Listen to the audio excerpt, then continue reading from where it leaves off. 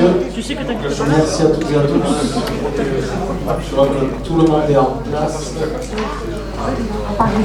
Ici, nous avons gagné la place. Ah, Pierre Tescu a bien changé. Jessie continue à changer.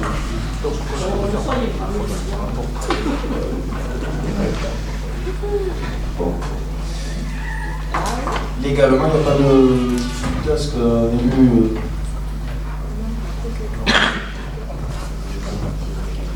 Frédéric, désolé, tu seras seul ce soir, accompagné de Jean-Christophe. Tu gagnes peut-être au champ. Alors, trêve de plaisanterie. Nous allons débuter le dernier conseil municipal de l'année 2022. Avant d'entamer les délibérations, je vais juste vous préciser qu'à partir de l'année prochaine, le tarif pour l'envoi des délibérations version papier, le tarif lettre prioritaire n'existe plus. On devra l'envoyer par lettre 7, ce qui veut dire qu'on ne sera pas forcément dans les délais pour ceux qui le voudront en version papier. C'est juste à le signaler. Donc par contre, il sera, si vous souhaitez le recevoir en version papier, bien sûr, vous le recevrez toujours en version papier. Pour ceux qui veulent avoir un dossier plus tôt, du coup, il sera disponible dans vos ballettes, ou par mail, bien sûr, ou par mail, pour ceux qui le souhaitent. Voilà la petite précision. Je vais céder la parole à Quentin Lamotte pour faire la même. Romain Lopez. Présent. Luc Portes. Présent. Annie Delché. Présent. Jérôme Cougnan. Présent. Claudine Matala. Présent. Pierre Puchot. Présent. Stéphanie Gaillet. Présente. Guy Lombed. Présent. Sophie Lopez. Présent. Daniel Châtel. Nicole Laffineur. Présent. Pierrette Esquieux. Représenté. Daniel Papouga Puchot. Présent. Robert Pomarède. Présent.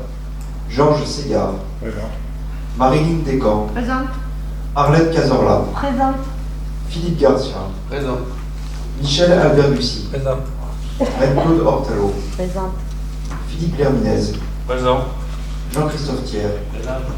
Anne-Marie Dupont-Vollard. Représenté. Frédéric Jean-Riès. Présent. Jessie Cotinet. Présente. Laurine Lasserre. Représenté. Soufiane Achtoui. Représenté. Robert Dupart. Présent. Jean-Claude Lorenzo. Présent. Ignace Vella. Présent. Franck Bousquet. Représenté.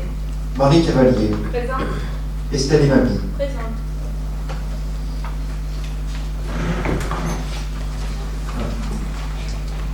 Le secrétaire de séance, Philippe Lerminez, secrétaire de séance, devra assister à l'intégralité des débats. Chers Moisselles et chers élus et agents, comme je l'ai dit, 2022 touche à sa fin. Nous sommes dans notre dernier conseil municipal. Que le temps s'écoule rapidement. Nous voici déjà donc à l'aube de la trêve des confiseurs. Je tenais avant toute chose à remercier chaleureusement l'intégralité des agents de la ville et du CCAS qui tout au long de cette année se sont mobilisés pour assurer avec application, sérieux et abnégation le bon fonctionnement des services municipaux et la bonne élaboration de nos projets. Je tenais aussi, chers amis, à vous remercier, car l'on ne dit jamais assez merci à ceux que l'on apprécie, de tenir le cap à mes côtés pour mener vers des horizons radieux le paquebot Moisselier qui, lors de notre arrivée, devenait un radeau en perdition. Les difficultés ne manquent pas, et nous y faisons face. Le gouvernement ne les allège pas, bien au contraire, comme le démontre l'actualité. Les augmentations des points d'indice et l'application du Ségur, certes nécessaires et bienvenues pour le pouvoir d'achat de nos agents mairie et CCAS, ne seront pas intégralement compensées.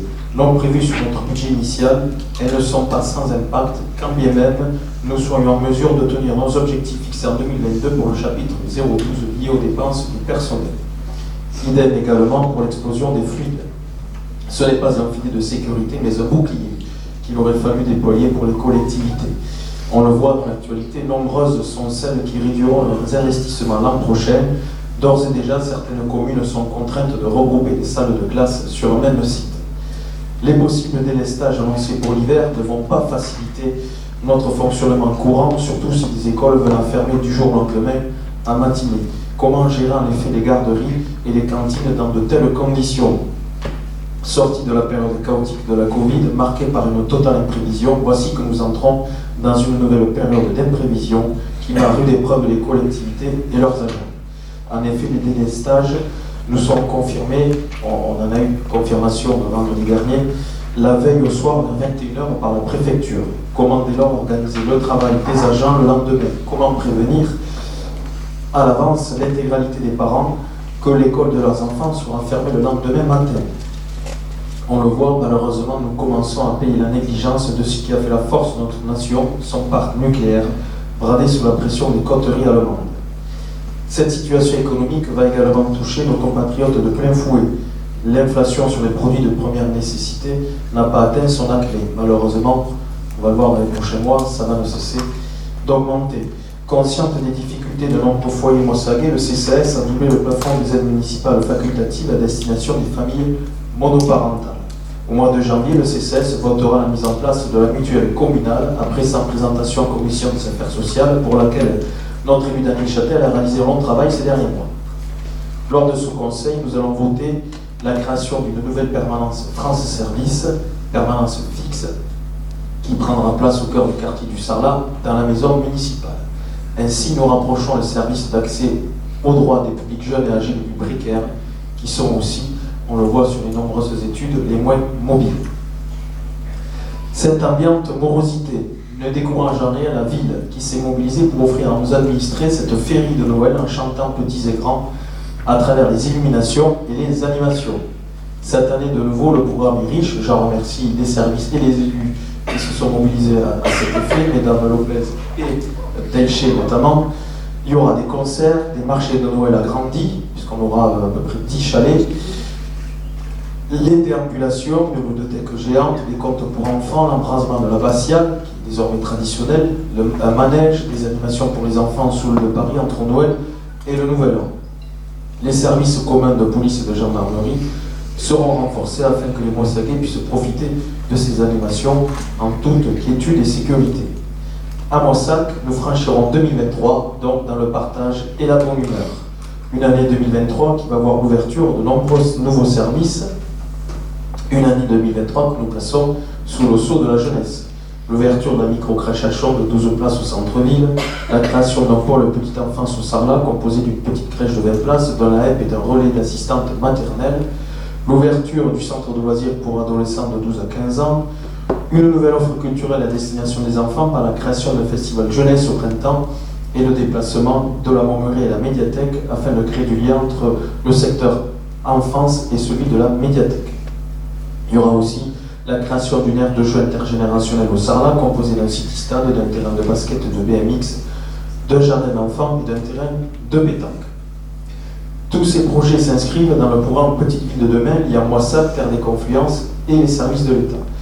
Ce programme apportera à la commune des moyens supplémentaires en termes d'ingénierie pour la réalisation d'études sur lesquelles la ville construira des projets à long terme, à l'instar du complexe sportif, de l'aile est du cloître, de la réfection de la place des Ricolets, ce qui rendra lisible notre politique auprès de nos partenaires et renforcera aussi notre politique en matière d'habitat.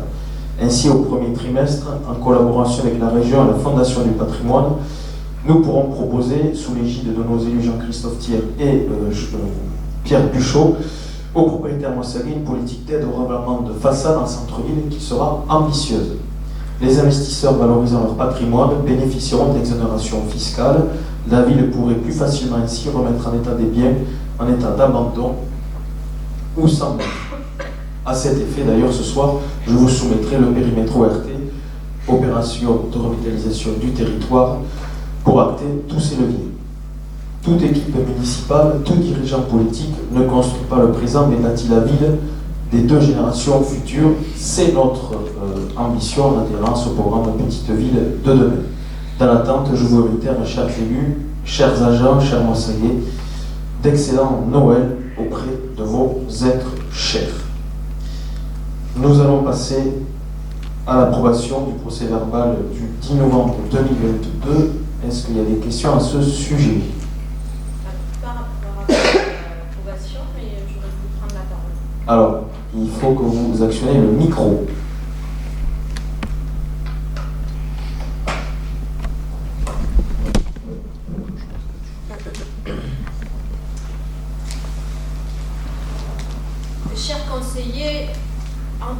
conseil où il ne se passe pas grand-chose et ce qui nous intéresse, c'est ce qui intéresse, comme vous le dites aussi bien, le paquebot Moissaguet. Le paquebot Moissaguet, j'ai un peu envie de vous dire, faites en sorte qu'il ne coule pas parce que ces derniers temps, il ne se passe pas grand-chose sur la ville. Alors on a bien compris que vous ne supportez pas le débat, d'une part. Et d'autre part, on remarque que vous faites en sorte de tout gérer tout seul. Alors je vais être très claire, je vais prendre 2 exemples. Le premier, tout simplement, c'est la délibération numéro 1. Vous nous demandez d'augmenter vos pouvoirs avec les délégations consenties au maire. J'ai envie de vous dire, mais dans quel monde vivez-vous? Et le deuxième exemple, c'est votre envoi des prochaines dates du conseil municipal. Vous nous avez envoyé un calendrier pour le semestre à venir, jusqu'au mois de juillet donc, et là, 3 conseils municipaux à venir. C'est une blague.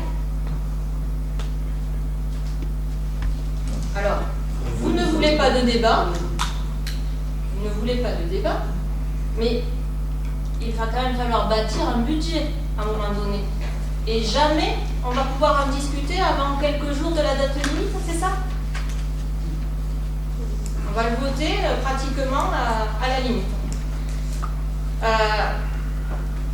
Ensuite, il y a quelque chose qui nous tracasse aussi, c'est le nombre conséquent de départs d'agents municipaux. Il y en a quand même un certain nombre, je n'ai pas les comptes exacts, mais je pense qu'il y en a plus de 10, je ne me trompe pas. En fait, nous nous inquiétons pour les services. On s'inquiète, d'une part, pour le bien-être au travail, et d'autre part, pour la qualité du service public que vous rendez au Moissaguet. Voilà. Alors, d'un côté, par rapport au bien-être, il y a cette surcharge de travail, puisqu'il y a moins de personnel, donc pour les autres, forcément, il y a plus de travail. Et c'est gênant, surtout que, par exemple, là, on prend un exemple tout simple, si on prend le conseil de ce soir, le nombre de coquilles qu'il y a dans l'ensemble des délibérations, c'est hallucinant.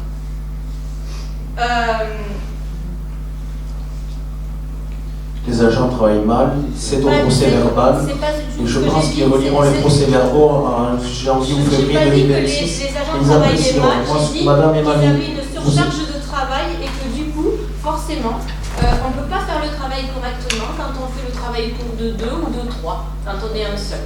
Voilà. Ensuite, visiblement, vous lisez mal les délibérations puisque nous n'avons pas baissé les effectifs. Ensuite, moi je me pose la question aussi par rapport à comment vous préparez les conseils municipaux. J'espère bien quand même que vous prenez l'avis des services pour préparer ces délibérations. On reviendra au fur et à mesure sur les petites coquilles sur la fin de ce conseil. Voilà, et je vous souhaite également à l'ensemble des membres de ce conseil et à l'ensemble des Moissaguais et des Moissaguaises de très belles fêtes de fin d'année, un joyeux Noël et une bonne fin d'année. Merci Madame Emmanuel. Vous voyez que nous sommes ouverts au débat puisque tout le monde prend la parole quand il le veut. Je vous engage aussi puisque vous jouez le rôle de la maîtresse auprès de nos agents municipaux, de bien lire les délibérations et surtout de regarder ce qu'a fait la ville ces dernières années, puisque dans votre nouvelle tribune municipale, vous parlez d'un transport à la demande pour les aînés qui existe déjà, ça s'appelle le SASM ou CCAS. Bon, je pense que vous étiez élu sous l'ancien mandat, donc regardez juste ce qui se faisait auparavant. Quant aux coquilles, quand je regarde certains écrits qui passent aussi par chez vous, je ne relève pas les fautes d'orthographe, mais il y en a également. Voilà, il faut juste respecter le travail de nos agents. Je vous engage aussi à regarder également les délibérations et les tables effectifs. Il n'y a pas une diminution d'agents municipaux. Voilà. Après, tout est libre à vous, effectivement, de concevoir qu'ils sont peut-être crétins, idiots, illettrés. Ça me rappelle un certain président de la République. Je trouve ça. On ne se coupe pas. Je suis le président de la séance, c'est comme ça, on ne se coupe pas, je vous ai écouté. Ce que je constate, c'est qu'il y a un certain mépris de cette gauche bien pensante. Il y a des agents, effectivement, qui sont partis, avec qui vous avez visiblement beaucoup d'affinités, peut-être, libre à eux. Moi, ce que je constate aujourd'hui, c'est qu'on a une mairie en ordre de marche. On a des agents qui méritent le respect. Il y a des agents aussi qui sont en apprentissage. On a Sébastien Fontanier qui était responsable d'allée, qui va devenir aujourd'hui responsable de pôle, qui va faire partager son expérience auprès des services municipaux. Il m'a d'ailleurs été recommandé par M. Kader Selam, que vous connaissez très bien, parce que Kader Selam a travaillé avec lui par le passé. Il m'a dit que c'est quelqu'un de très compétent. Donc, nous lui faisons confiance et il va s'occuper du pôle enfance. Ça se passera d'ailleurs très bien, voilà, vous êtes très bien, donc vous connaissez ses qualités. Bon, écoutez, quand vous arriverez aux affaires en 2026, vous remettrez responsable du service, effectivement. Quand vous arriverez en 2026, écoutez, vous pourrez lire les délibérations, les corriger une par une, coquille par coquille, et faire effectivement la maîtresse d'école auprès de nos agents municipaux, mais je ne suis pas certain qu'ils apprécient tous. En tous les cas, je sais que beaucoup d'entre eux n'apprécient pas les propos que vous ne cessez de tenir à l'encontre des services. Ils les prennent souvent pour eux, et c'est dommage. Voilà, ça, libre à vous, peu importe. Et concernant aussi, après on va passer au conseil municipal, concernant aussi les préparations du budget, il y a des commissions de finances, hein, Luc Portes les réunira. Donc, libre à vous de venir à ces commissions et de donner vos avis. Je veux dire, ces commissions, elles sont facultatives. On n'est pas obligé d'écrire, on les a créées aussi pour vous, pour que vous puissiez vous exprimer. Donc, venez à ces commissions et exprimez-vous. C'est un lieu de débat. Je vais céder la parole ensuite à Luc Portes et nous allons passer au conseil municipal. Juste pour ajouter que commission, effectivement, on a eu 4 commissions l'an dernier. Si l'opposition ne vient pas, je ne peux rien. Elles ont été tenues et ça nous a permis de préparer sereinement un budget. Le budget se prépare pas au dernier moment. On commence déjà à y penser. Les services donc y pensent déjà. Ils travaillent en amont, on travaillera en aval. En ce qui concerne la position du conseil municipal, donner plus de valeur à la libération dans le pouvoir du maire.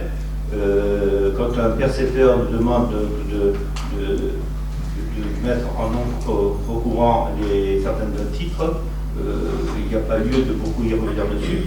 Ce n'est qu'aussi en amont, avoir travaillé avec lui, savoir que ces titres ne peuvent pas être recouverts. Et donc, ça ne nécessite plus une délibération, un simple avis. De toute façon, après, c'est joué au compte rendu qui est soumis au conseil municipal. En ce qui concerne les effectifs, autre chose, vous avez cité 10 agents qui sont partis. Il y en a 2, figurez-vous, qui voulaient revenir. Il y en a 2, dont une revient, et un autre, malheureusement, le poste est pris, donc il ne peut pas reprendre son. On n'est pas si mal que ça, moi, ça. Il y en a deux qui reviennent. Je pense qu'on peut. J'ai beaucoup de défauts, certainement. Mais de ce que j'ai entendu des agents, c'est que je n'ai pas suivi d'être tiré, visiblement. Pas assez tiré, peut-être. Oui, monsieur Lorenzo. Il serait quand même souhaitable qu'à un moment donné, il y ait un débat un peu plus correct et un peu plus honnête. De votre part, en fait. Parce que accuser les 5 personnes qui sont ici de dénigrer les agents municipaux, de les considérer comme des incultes, ça c'est notre propre parole. Mais ce n'est pas la nôtre. Il faudrait qu'on remette les choses, à ce niveau. Et moi, ce que je trouve très grave, c'est que vous accusez les individus sans preuve.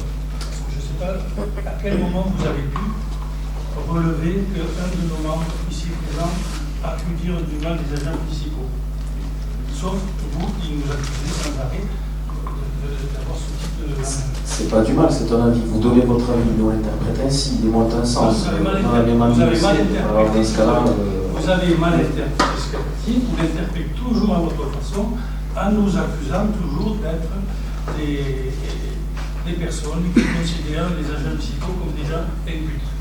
Voilà, maintenant ça suffit. Nous on l'interprète ainsi, il faut... Pas ce type de langage. Écoutez, dans ce cas-là, vous avez qu'à parler différemment, et puis voilà, employer les mots qu'il faut pour pas qu'il y ait d'ambiguïté. Peu m'importe, moi ça m'est égal. Vous assumez vos propos. Ouais, moi je défends les agents municipaux, je suis leur patron pendant encore 3 ans, donc je défends leur intégrité et leur travail. Et aujourd'hui, les services municipaux fonctionnent, il n'y a pas de service à l'arrêt, et vous avez vu, d'ailleurs, j'en ai parlé dans mon intervention, et nous allons voter d'ailleurs des délibérations, notamment certains à cet effet. Nous allons accentuer, agrandir, enrichir les services publics, notamment le service public de la petite enfance, en créant 32 places supplémentaires. Si on avait des agents effectivement qui avaient des difficultés, ils n'arriveraient pas à mettre ça en place. Ce n'est pas nous, élus, qui avons mis ça en place. C'est eux qui nous aident justement à le mettre en place avec nos partenaires, notamment le Florence et puis la permanence France Service au Travail. Pareil, ce sont des agents municipaux qui sont formés et qui vont mettre cela en place. Et si voilà, Madame Emmanuel, Madame Cavalier, qui ont une expérience d'élu, étaient effectivement honnêtes et discutaient avec nous d'un fonctionnement municipal, ils sauraient que ce ne sont pas des élus qui imposent des délibérations. Ce sont la plupart des délibérations techniques. Elles le savent, elles étaient aux affaires. Sur ce, nous allons passer au procès verbal de la séance du 10 novembre. Donc, est-ce qu'il y a des remarques sur ce procès verbal? Pas de remarques, donc on passe au vote. Qui est contre, qui s'abstient? Délibération adoptée. La numéro 1, Luc Portes.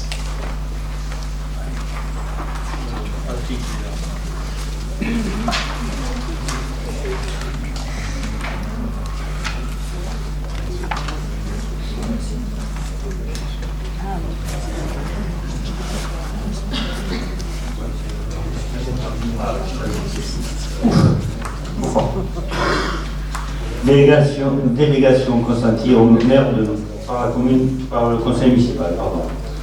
Les affaires municipales étant très nombreuses, il est prévu par le conseil municipal puisse déléguer certaines de ses attributions au maire, suivant l'article 2122 du Code général des collectivités territoriales, modifié par la loi 2022-217 du 21 février 2022, énoncé 31, rubrique pouvant être délégué. Monsieur le maire rappelle que le conseil municipal, dans la séance du 23 juillet 2020, a décidé de lui consentir 22 des délégations prévues à l'article L 2122-22 dans sa version en vigueur à ce moment-là, et notamment, monsieur le maire s'est vu confier la délégation alinéa 2 de fixer les tarifs des droits de voirie, de stationnement, ainsi que les tarifs relatifs à la boutique de l'abbaye de Moissac. Par délibération du 19 mai 2022, monsieur le maire s'est vu confier des délégations complémentaires en matière de fixation des tarifs, notamment pour la boutique du camping et du carburant vendu au port de Plaisance. Cette même délibération prévoyait également de déléguer à monsieur le maire la possibilité de demander l'attribution de subventions aux organismes financeurs. Aujourd'hui, dans le but de favoriser une bonne administration communale, il est proposé de refondre la deuxième année de la délibération numéro 1 du conseil municipal du 23 juillet 20 et de la délibération numéro 1 du conseil municipal du 19 mai 22. De plus, l'article L 2122-22 du CGC prévoit la possibilité, à alinéa 30, d'admettre en non-valeur les titres de recettes ou certaines catégories d'entre elles présentées par le comptable public. Chacun de ces titres correspond à une créance irrécouvrable d'un montant inférieur à un seuil fixé par délibération du conseil municipal qui ne peut être supérieur à un seuil fixé par le décret. Ce même décret précise les modalités suivant lesquelles le maire rend compte au conseil municipal de l'exercice de cette délégation. Monsieur le maire propose d'ajouter aux délégations consenties une refonte de celle prévue au deuxième alinéa de l'article L 2122-22 du CGC en matière de fixation des tarifs, afin de déléguer à monsieur le maire l'ensemble des tarifs liés aux différents services de la commune et à l'exception des redevances à tarif de caractère fiscal. Un 23e, d'admettre en non-valeur les titres de recettes présentés par le comptable public. Chacun de ces titres correspond à une créance irrécouvrable de montant inférieur à 5 000 €. C'est l'objet de la présente délibération. Donc, je rappelle bien que ces créances sont proposées entièrement au service, que le percepteur fait le maximum pour le couvrir, et ce n'est qu'après qu'on demande, donc au départ par délibération, maintenant par, si vous êtes d'accord, par autorisation du maire. Est-ce qu'il y a des questions? Oui. Je voulais vérifier avec vous, donc, ce qui est modifié, il est indiqué dans le deuxièmement, il est proposé la modification de la délibération numéro 1 du conseil municipal des 23 juillet 2020, 19 juillet et 19 mai 2022 comme suit, c'est-à-dire de fixer l'ensemble des tarifs liés aux différents services de la commune, à l'exception des redevances et tarifs, à caractère fiscal. Oui. Donc c'était là que je me demandais s'il y avait une coquille ou pas, parce qu'on cite deux fois l'exception des redevances et tarifs, à l'exception des redevances et tarifs à caractère fiscal.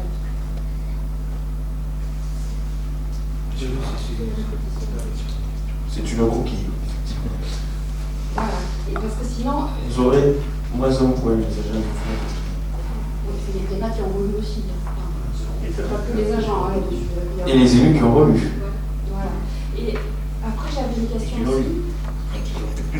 Si, par exemple, la fixation des repas de cantine, la fixation de certains tarifs, ça relèvera quand même du conseil municipal toujours, ou alors est-ce que ce sera... Tout ça, ça relèvera de la commission finance qui se réunira, puisque les commissions servent à quelque chose aussi. Il y a aussi un nombre de commissions plus concertées, on les a créées pour ça. La commission finance discute de cela et ensuite le maire suit la commission finance par décision. Donc, on ne débattra pas de tarifs aussi importants, par exemple... Vous en débattrez en commission finance, il y a des élus de la majorité et de l'opposition. Mais il n'y a pas de public. C'est-à-dire que là, ce conseil municipal, il est public, ça permet à tout le monde d'entendre les débats et aux citoyens de savoir qu'il y a une augmentation de tarifs des repas, de pouvoir en discuter, d'avoir des arguments qui ont ou pas abouti à cette augmentation. Donc tout ça, ça sera plus du tout soumis au débat du conseil municipal. Tout ça, ce sera soumis au débat de la commission finance et s'il y a des évolutions tarifaires par rapport justement aux écoles, les associations de parents d'élèves seront aussi conduites, évidemment. Voilà, toujours. Après, je veux dire, aujourd'hui, on est obligé de délibérer, y compris sur les 50 centimes qu'on met de plus sur un dépoussiérage de livres. Est-ce que le conseil municipal sert à ça aussi? Non, on est d'accord. Donc, il faut aussi, raison garder, donner du poids à la commission finance, permettre aussi aux acteurs extérieurs, si c'est sur les écoles, de pouvoir s'exprimer, ils ne peuvent pas le faire en conseil municipal. Au lieu de décider, nous, entre nous, ici, de voter à la main levée, sans en réalité en avoir discuté à la main. Ça sert à ça aussi des commissions, ça sert à ça aussi de réunir les acteurs extérieurs quand ils sont concernés sur ce type de tarifs. Et puis ça évite aussi de faire des délibérations à chaque fois, à tous les conseils pour je mets 50 centimes de plus là, je mets 10 centimes de plus là, je mets 20 centimes de plus là. Je pense que voilà, il faut aussi savoir être réactif. La commission finance prend acte aussi de la commission scolaire. C'est-à-dire dans cette affaire-là, puisque vous citez la cantine, la commission scolaire est saisie du dossier, la commission finance arrive après pour voir les possibilités. Donc on en parle.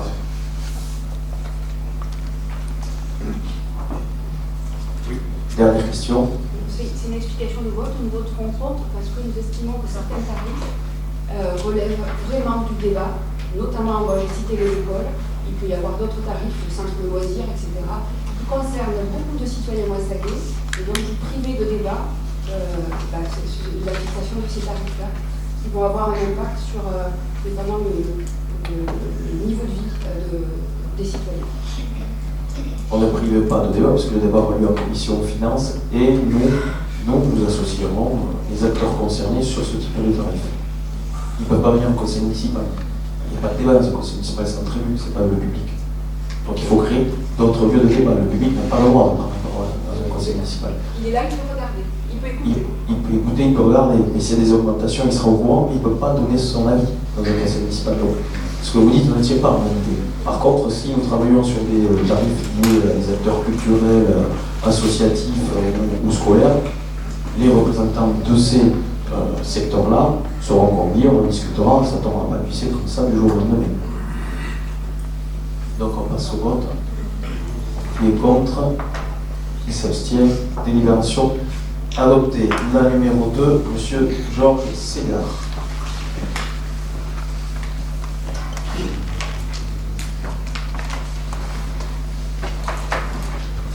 Élection d'un représentant titulaire de la commune au syndicat mixte d'eau potable. Alors, Monsieur le maire rappelle aux membres de l'Assemblée communautaire que Monsieur Bernard Murat a présenté sa démission de conseiller municipal par courrier du 23 mai 2022 et celle-ci a été acceptée. Monsieur Murat était représentant titulaire de la commune au syndicat mixte d'eau potable. Il convient donc d'être d'élire un nouveau représentant titulaire de la commune et de remplacer M. Bernard Murat. Alors, il y a deux choses auxquelles on va procéder. La première, c'est qu'est-ce qu'il y a un candidat. Qui est candidat? Est-ce qu'il y a d'autres candidats? Pas d'autres candidats. Deuxièmement, est-ce que vous souhaitez que l'on procède à main levée? Personne ne voit d'opposition. C'est littéral de passer à l'urne, sinon on en a pour un petit moment. Alors, du coup, nous avons qu'un candidat, Guy Lourmed. Je signale que j'étais suppléant de M. Mouillera. Titulaire. Donc, du coup, est-ce qu'il y a une opposition? Enfin, qui vote pour Guy Lourmed? Contre? Qui s'abstient? Donc 5 abstentions, 26. Et le reste pour. Je vous remercie.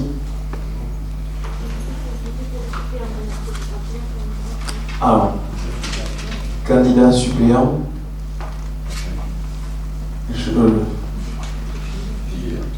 Pardon, parce que Georges est titulaire déjà. Est-ce qu'il y a d'autres candidats? Pas d'autres candidats. Donc, qui est pour Philippe Garcia? Qui est contre Philippe Garcia? Qui s'abstient? Donc 6 abstentions. Je vous remercie. Donc, Guy Lourmed titulaire et Philippe Garcia suppléant.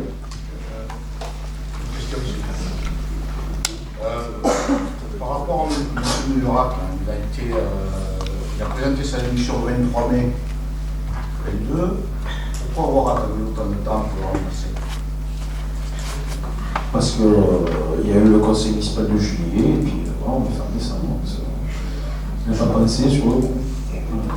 Non, mais il y a une réunion au SMEC. Mais il y a eu une seule réunion au SMEC, et moi étant titulaire, il n'y avait pas d'urgence. Tandis que, parce que au micro, Georges. Pardon. Parce que M. Mouillerac ne venait jamais aux séances externes. Donc il n'y avait pas d'urgence de le remplacer. Et Guy était suppléant et participait déjà, il venait avec moi à chaque séance. Mais il remplaçait déjà Bernard Mouillerac.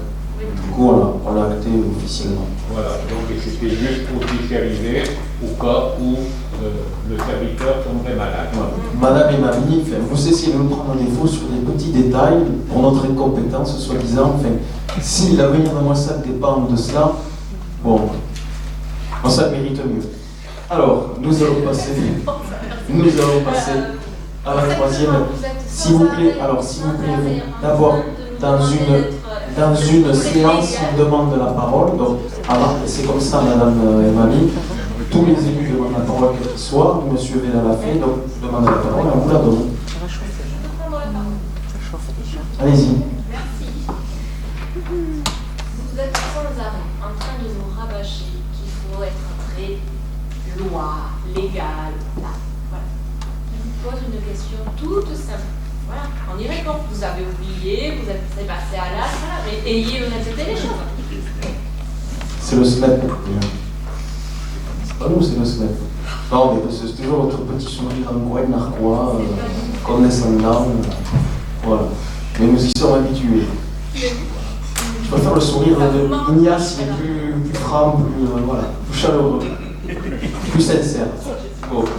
Alors, nous allons passer à la troisième délibération. Stéphanie Gagné, je vous avais. Alors, délibération portant création d'emplois occasionnels auxiliaires de filles de loisirs. AVL pendant le temps périscolaire et extrascolaire. Les services municipaux périscolaires et extrascolaires de la commune accueillent régulièrement des enfants présentant des pathologies diverses. Ces accueils peuvent nécessiter la mise en place d'accompagnement et d'aménagements spécifiques. En réponse à la loi du 11 février 2005 pour l'égalité des droits et des chances, la participation à la citoyenneté des personnes handicapées, la commune a permis aux familles de bénéficier d'un dispositif du service AED-AESH pour favoriser l'inclusion des enfants en situation de handicap et l'accompagnement des enfants en difficulté. Depuis sa création, certains enfants en situation de handicap, des enfants présentant des maladies chroniques et des enfants en difficulté peuvent bénéficier d'accompagnement d'auxiliaires de vie de loisirs dans leur accueil sur les structures périscolaires, donc garderie à la haie les mercredis, et extrascolaires, centres de loisirs, petites et grandes vacances, et pour la petite enfance. Aujourd'hui, les besoins en accompagnement sont toujours nécessaires. D'une part, les familles expriment clairement leur volonté d'inclure leurs enfants dans nos structures d'accueil et de pouvoir bénéficier d'un accueil de droit commun.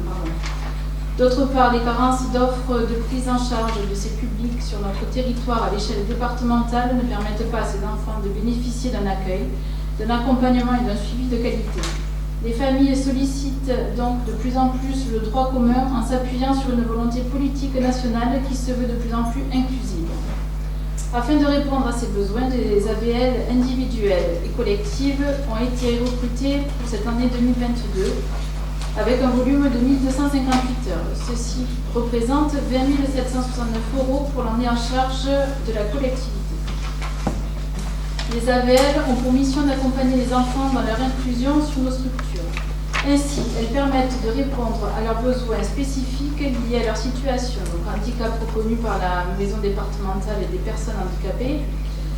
Elles leur offrent une aide compensatrice selon les besoins identifiés, hygiène, confort, déplacement, communication, autonomie, socialisation, et contribuent à leur bien-être et à leur sécurité au sein des activités proposées par les structures d'accueil. La mise en place de ces AVL est accompagnée depuis 2014 par notre partenaire financier principal, à savoir la CNAF. Pour cette année 2022, nous avons obtenu 30 000 € de financement. Le montant de la participation de la CNAF a été décidé en fonction du bilan des actions de l'appel à projet annuel dédié. En 2023, le bilan de l'action 2022 présenté à la CNAF permettra d'établir le montant du financement alloué pour l'année suivante. 2023. De plus, une nouvelle structure d'accueil communale ouvrira ses portes en 2023, le centre de loisirs adolescents.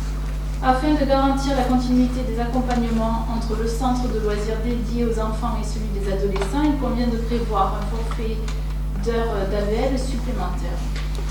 Pour répondre aux missions d'inclusion du service AED-AESH qui couvre l'ensemble des structures d'accueil communales, dédiés aux enfants et aux adolescents, 1658 heures d'AVL sont donc nécessaires pour l'année 2023. Donc il y a 1258 heures pour les enfants et 400 heures supplémentaires pour le centre adolescent. Pour information, l'année 2022, la répartition des heures d'AVL a été établie de la manière suivante. Donc, pour le périscolaire, donc, qui comprend les ALAE, les garderies et les mercredis, il y a eu 852h30. Pour l'extrascolaire, donc le centre de loisirs, 376h30. Pour les crèches, on n'a pas eu d'heure puisqu'il n'y a pas eu de demande. Donc ça représente 1229 heures. 19 enfants ont été accompagnés par les AVL individuels. Fin décembre 2022, nous aurons donc utilisé 1229 heures d'AVL sur les 1258 heures allouées pour l'année civile.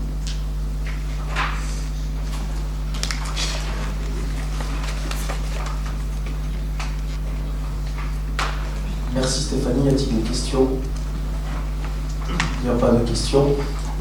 Donc l'idée effectivement c'est d'assurer la continuité sur les nouveaux services que nous créons, donc avec le centre de loisirs pour les enfants. Donc on passe au vote. Qui est contre? Qui s'abstient? Délibération adoptée. Je vous remercie. Numéro 4. Alors du coup Stéphanie. Création d'emplois occasionnels durant les vacances scolaires pour le service enfance à titre de l'année 2023. Monsieur le maire rappelle aux membres du conseil municipal que les collectivités peuvent recruter temporairement des agents contractuels sur des emplois non permanents pour faire face à un besoin lié à un accroissement temporaire d'activité pour une durée maximale de 12 mois, compte tenu le cas échéant du renouvellement du contrat pendant une même période de 18 mois consécutifs. Conformément aux dispositions de l'article L332-14 du Code général de la fonction publique, Monsieur le maire propose, afin d'assurer l'accueil et l'animation des enfants durant les temps extrascolaires de l'année 2023 sur le centre de loisirs municipal du Sarlat et sur le centre de loisirs adolescents, la création d'emplois occasionnels dans les conditions mentionnées ci-après. Donc il y a un tableau, le nombre de postes s'élève à 38. En qualité d'agent d'animation diplômé ou agent d'animation reconnu ou animateur stagiaire. Donc avec une rémunération par jour qui varie de 60 € à 40 €. Donc nombre de jours 10 plus les 2 petites vacances ou 19 plus les 2 vacances d'été. Et la période de recrutement, c'est les vacances scolaires. Voilà. Merci Stéphanie. Est-ce qu'il y a des questions sur cette délibération? Il n'y a pas de questions, donc on passe au vote. Qui est contre? Qui s'abstient? Délibération adoptée. La numéro 5, Luc Fortes. Alors, délibération portant création d'emplois. Pardon. Délibération portant création d'emplois permanents.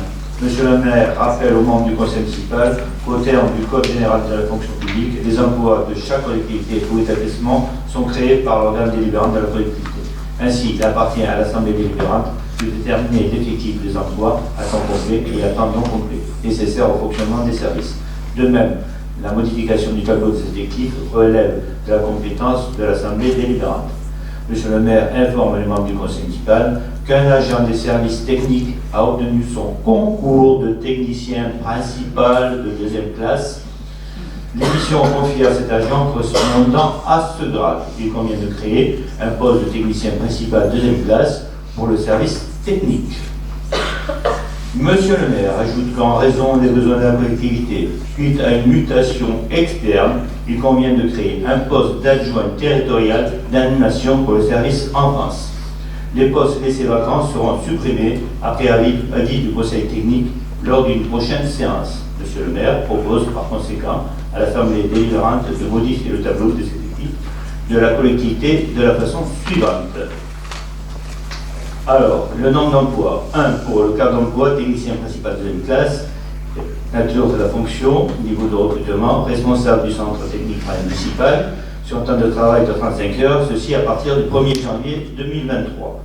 Le 2e poste, c'est l'adjoint territorial d'animation, animateur au service enfance, GAFA, exigé, expérience sur un poste similaire de premier rang, minimum 32 heures, à compter du 15 décembre 2022. Je préciserai à toute fin utile que conformément à l'article L332-8 2e alinéa et L332-9 du Code général de la fonction publique, en l'absence de candidats fonctionnaires correspondant au niveau de recrutement suscité, les besoins des services précités justifient l'engagement d'un agent contractuel recruté par contrat. Dans ce cas, le contrat sera conclu pour une durée déterminée d'une durée maximale de 3 ans qui pourra être renouvelée par reconduction express à la limite d'une durée maximale de 6 ans. Si à l'issue de cette date le contrat est reconduit, il ne pourra être que par décision express et pour une durée indéterminée. Le traitement sera alors calculé en fonction de l'expérience de l'agent. Il sera basé au maximum sur l'indice brut terminal de la grille indiciaire du dernier grade du cadre d'emploi du poste concerné, cadre d'emploi des techniciens territoriaux ou des adjoints territoriaux d'animation. Merci. Y a-t-il des questions? Pas de questions sur cette délibération, donc on passe au vote. Contre? Qui s'abstient? Délibération adoptée. La numéro 6 concernant le recrutement d'agents recenseurs. Agent recenseur pour l'année 2023. Monsieur le maire rappelle au conseil municipal que la loi 2002-276 relative à la démocratie de proximité confie aux communes l'organisation des opérations de recensement de la population. Conformément aux dispositions de l'article L. 332-14 du Code général de la fonction publique, il propose, pour assurer cette mission, au titre de l'exercice 2023, la création de 3 emplois occasionnels d'agents recenseurs. Alors, on peut dire que ça donne donc les dates, c'est du 1er janvier 2023 au 28 février 2023, et la rémunération forfaitaire de 865 € net par mois.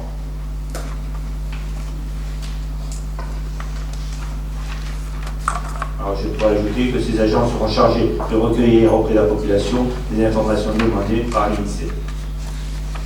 Merci. Y a-t-il des questions? Il n'y a pas de questions, on passe au vote. Qui est contre? Qui s'abstient? Délibération numéro 7, toujours Luc Portes, pour le budget camping-port. Alors, décision modificative numéro 2, exercice 22, sur le budget annexe camping des ports de Moissac.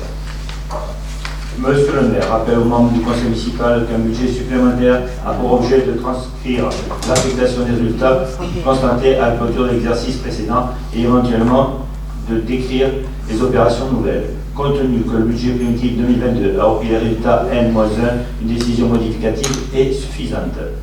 Les crédits supplémentaires doivent être imprévisibles lors du vote du budget et être couverts soit par des recettes nouvelles, soit par une réduction des crédits disponibles sur d'autres comptes. Dans notre cas, il s'agit de transférer des crédits d'une ligne budgétaire à une autre. En fonctionnement, ces virements permettront de prévoir des recettes, des crédits nécessaires aux frais de personnel. L'équilibre sera réalisé par une diminution des charges à caractère général. Alors, il s'agit en fait d'alimenter le 012, c'est-à-dire les charges du personnel du camping, en sachant que nous avons eu un agent qui était donc en maladie et qu'il fallait le remplacer au pied levé, et ce qui a été fait. Donc, ça permet en interne d'équilibrer en ajoutant donc sur les comptes 012 17 065 et diverses le compte qui relève de la même hauteur de 17 065. Donc opération nulle en interne du budget. Je pourrais préciser une chose, c'est que des recettes sont attendues en fonction de cette opération, d'autant plus que l'agent en maladie, donc on aura une recette sur le remboursement d'indemnité journalière de 50%, autant de 50%, et que les agents qui ont œuvré à ce remplacement auront un salaire inférieur à son salaire. Donc l'incidence budgétaire est quand même assez réduite. Merci. Est-ce qu'il y a des questions? Oui. C'est vraiment technique. J'ai du mal à suivre en fait, entre le titre, décision modificative, et ensuite vous parlez de budget supplémentaire. En général, c'est l'un ou l'autre. Non, oui, vous avez raison sur le principe budget supplémentaire et les décisions modificatives qui vient ajouter une recette qui n'a pas été votée en conseil municipal. Le budget primitif, comme nous le votons aujourd'hui, fait état de toutes les recettes. Donc on ne peut pas parler de budget supplémentaire, simplement on est obligé d'annoncer qu'il n'y a pas de budget supplémentaire puisqu'il y a un budget unique. Donc automatiquement, il y a des décisions modificatives qui viennent s'appliquer à ce budget unique. Merci. Donc on passe au vote. Qui est contre? Qui s'abstient? Délibération adoptée. La numéro 8, l'ouverture participation de crédit pour la section d'investissement 2023. Comme les années précédentes, une ouverture par anticipation des crédits budgétaires pour la section d'investissement 2023 est nécessaire. Alors l'article L 1612.1 du Code général de la fonction publique collectivité territoriale, CGCT, indique dans le cas où le budget d'une collectivité territoriale n'a pas été adopté avant le 1er janvier de l'exercice auquel il s'applique, l'exécutif de la collectivité territoriale est en droit, jusqu'à l'adoption de ce budget, de mettre en recouvrement les recettes et d'engager et liquider, mandater les dépenses de fonctionnement dans les limites des crédits inscrits au budget de l'année précédente. Il est en droit de mandater les dépenses afférentes au remboursement en capital des annuités de la dette venant à échéance avant le vote du budget. En outre, jusqu'à l'adoption du budget et jusqu'au 15 avril, à l'absence d'adoption du budget avant cette date, l'exécution de la collectivité territoriale peut, sur autorisation de l'organe délibérant, engager, liquider et mandater les dépenses d'investissement dans la limite des crédits ouverts au budget de l'exercice précédent, non compris les crédits afférents au remboursement de la dette. L'autorisation mentionnée à l'alinéa ci-dessus précise le montant et l'affectation des crédits. Pour les dépenses à caractère pluriannuel incluses dans une autorisation de programme aux engagements votés sur les exercices antérieurs, l'exécutif peut les liquider et les mandater dans la limite des crédits de paiement prévus au titre de l'exercice par délibération d'ouverture de l'autorisation de programme ou d'engagement. Les crédits correspondants visés aux alinéas ci-dessus sont inscrits au budget lors de son adoption. Le comptable est en droit de payer les mandats et couvrir les titres de recettes émis dans la condition ci-dessus. Il est donc proposé au conseil municipal, conformément au texte applicable et pour faire face aux besoins et aux opportunités des services, de procéder à l'ouverture et anticiper des crédits de dépenses d'investissement afin de pouvoir engager, liquider et mandater les dépenses d'investissement selon les détails ci-dessous.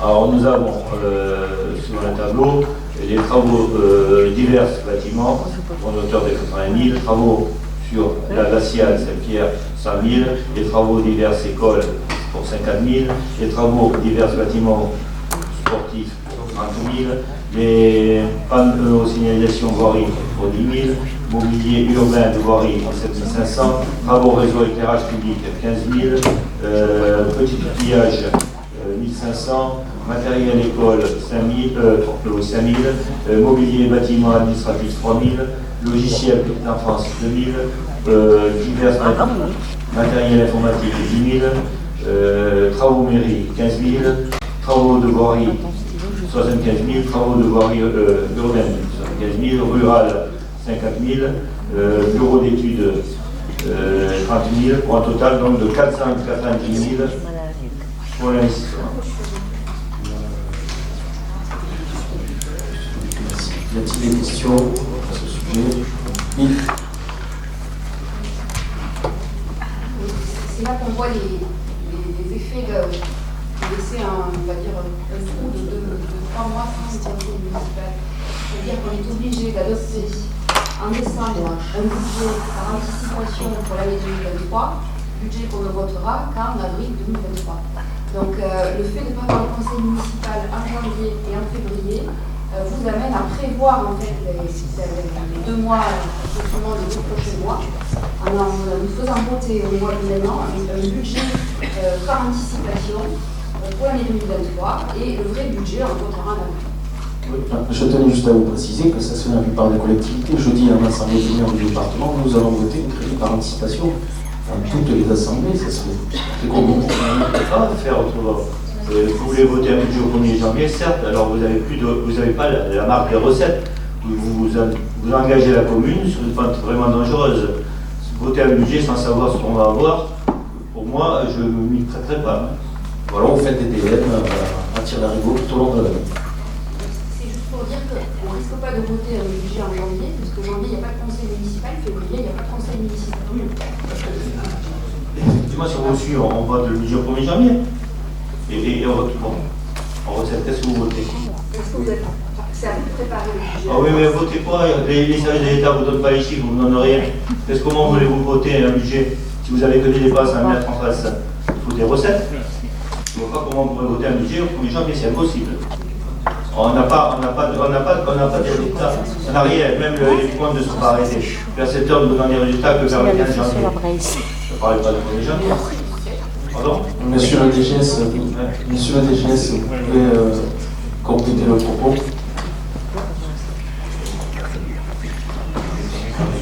Juste pour préciser, donc, nous aurons les comptes de gestion de la trésorerie fin janvier. Donc il faut qu'une fois qu'on a les comptes de gestion de la trésorerie, il faut qu'on les compare aux comptes administratifs, c'est en notre famille, la comptabilité. Et suite à ça, une fois qu'on a la validité accordée par la trésorerie, on peut ensuite partir sur la préparation budgétaire. Donc pour l'instant, personne n'est capable de définir. On va finir le 15 décembre, on finit, on bloque des investissements, donc au niveau de la collectivité. On est en train de finir et on va bloquer là maintenant tous les fonctionnements. Voilà, donc on est dans la logique des choses. Pas de problème là-dessus. Oui. Et pour remercier cette explication, parce que ça fait plusieurs années qu'on dit qu'on ne comprend pas pourquoi on vote le budget à la rue, vous avez donné l'explication, ça me fait merci. Madame, je suis surtout, vous êtes l'adjointe d'une municipalité pendant un mandat, alors là, les bras montants. Non, mais il y a... Bon, vous êtes peut-être oublié, c'est possible, ça faisait... Sous la municipalité de Bouchard, il y a effectivement des budgets qui étaient votés au mois de décembre. L'intercommunalité, l'année dernière, nous avons voté un budget relativement tôt. Et vous avez des DM en permanence. Alors, quand vous votez un budget taux, le problème, c'est que vous n'avez pas les taux de fiscalité. C'est-à-dire qu'on n'a pas reçu de la DGFiP, en fait, l'ensemble des taux applicables et des bases applicables. Donc, de ce fait, vous êtes obligé, souvent c'est ce qui se passe dans les grosses collectivités, vous êtes obligé de faire un PS, ce qu'on appelle c'est un budget supplémentaire, pour prendre en compte ces recettes-là qui n'étaient pas prévues au moment du budget. Puisqu'on doit être sincère, donc on ne peut pas faire des recettes comme ça. Et voilà, donc ça on va l'avoir, normalement on les aura vers le mois de mars. Fin février, début mars, on va les avoir. Donc à partir de là, on est capable, nous, au niveau collectivité, de calculer exactement la recette fiscale qu'on aura. Parce que là on aura les bases. Et à partir des bases et des taux qui sont fixés et votés par l'Assemblée, nous on est capable de dire ce qu'il en est au niveau des recettes. C'est notre principale recette, elle représente 10 millions d'euros, donc c'est notre principale recette, donc c'est pour ça qu'il faut attendre. Ensuite, la loi fixe effectivement jusqu'au 15 avril la possibilité de voter un budget. Donc dans l'idée, moi ce que je préfère, ce que je conseille aussi, c'est que vous ayez le compte administratif de fait, pour que vous sachiez exactement au moment où vous allez voter le budget, finalement, les excédents dont va disposer la collectivité pour ensuite engager les investissements. Voilà. Certaines collectivités font le BP, le budget prévisionnel, sans le compte administratif, puisque le compte administratif, on peut le voter beaucoup plus tard. Et voilà. Mais vous n'avez pas à ce moment-là la réalité de votre exercice comptable. Voilà. Merci pour ces explications. Les règles n'ont pourtant jamais changé. Elles sont en place depuis 40 ans. Alors, du coup, on peut passer au vote. Qui est contre? Qui s'abstient? Alors, qui est contre? Qui s'abstient? Alors, délibération adoptée. La numéro 9. Luc Portes toujours, avant la convention publique, CCAS. Alors, convention, la mairie et le centre communal d'action sociale, moi ça. Micro, c'est mieux. Voilà, c'était tout seul. Alors, je reprends. Avenant numéro 1 de la convention mairie, centre communal d'action sociale de Moissac. La loi détermine le statut du centre communal d'action sociale. En tant qu'établissement rattaché à la commune, il dispose de compétences propres, d'une personnalité juridique de droit public, une existence administrative et financière distincte de la commune, un conseil d'administration qui détermine ses orientations.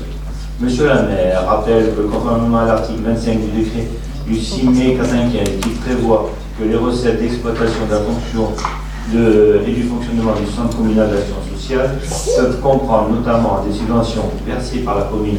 Le CCAS reçoit une subvention évaluée annuellement afin d'équilibrer son budget de fonctionnement et son budget d'investissement. Ainsi, une subvention d'équilibre a été votée par le conseil municipal de la mairie de Moissac le 16 décembre 2021 en faveur du centre communal d'action sociale pour un montant de 200 000 € pour l'année 2022. Il s'agissait d'un versement initial. Aujourd'hui, notamment dû à l'entrée en vigueur de l'application de la loi Ségur de la santé relative au versement d'une prime de revalorisation aux aides à domicile du CCAS de Moissac, il y a lieu de recevoir dès maintenant un versement de subvention d'équilibre afin d'assurer le financement du fonctionnement du CCAS.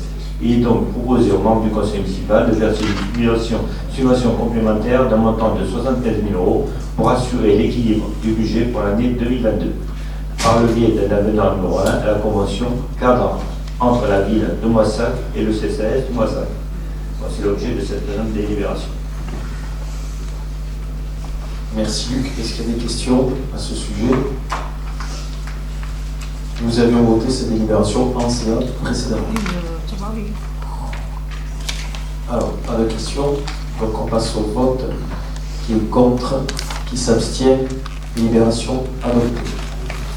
Numéro 12, Jean-Christophe Thibault. Marché public. Retrait de la délibération numéro 12 du 19 mai 2022.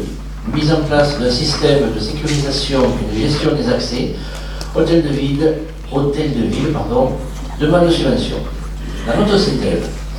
Lors de la séance du 19 mai 2022, les membres du conseil municipal avaient adopté à l'unanimité la délibération 2022-12 autorisant M. le maire à solliciter la subvention la plus élevée auprès de l'État concernant la mise en place d'un système de sécurisation et de gestion des accès de l'hôtel de ville.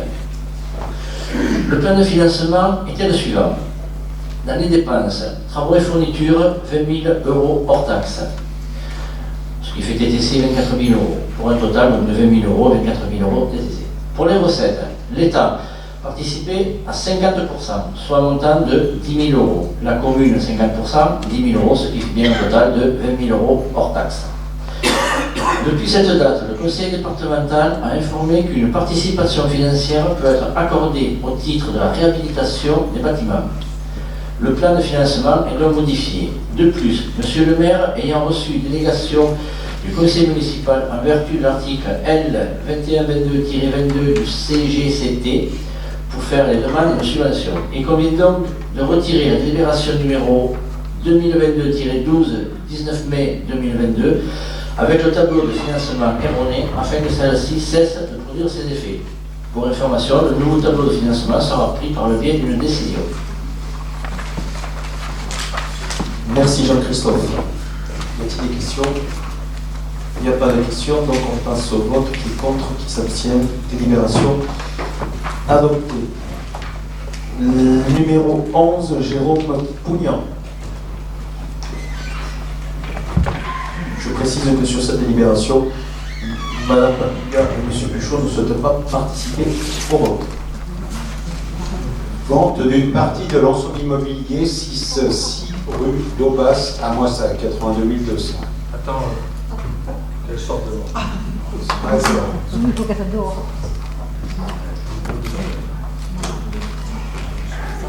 C'est bon.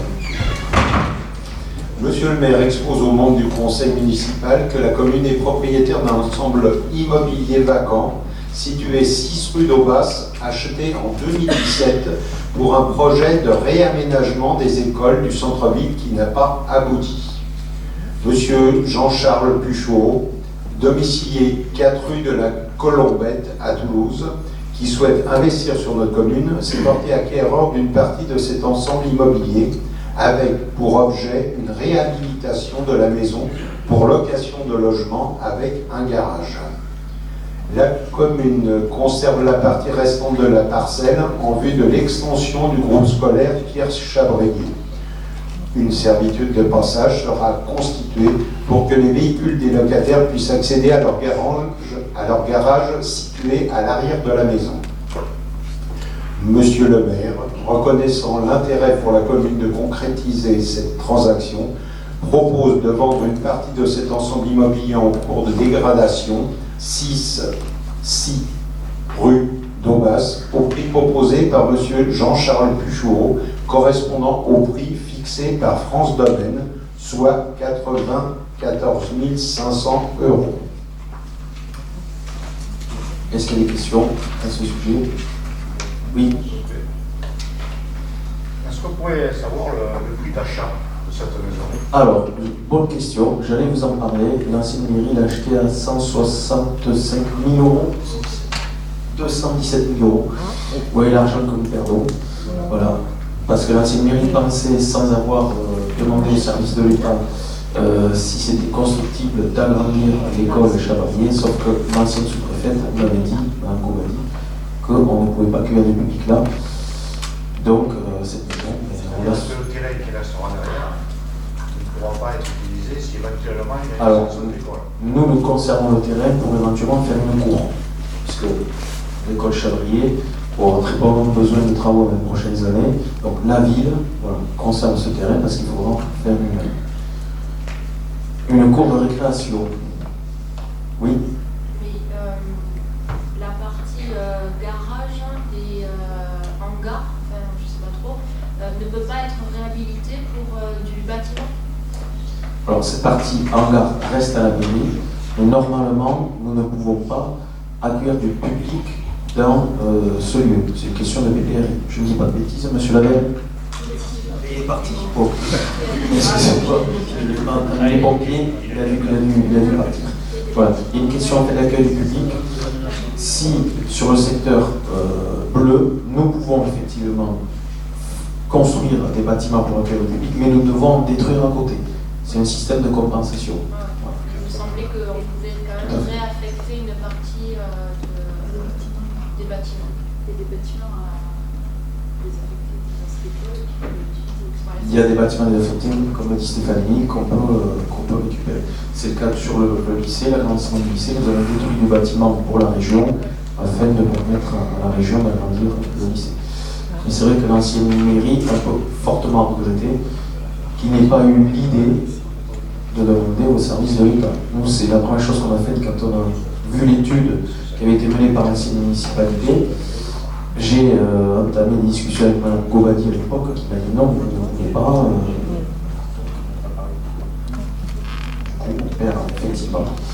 On perd de l'argent sur ce dossier. Oui. Donc il est laissé une servitude d'accès à l'acheteur. Oui.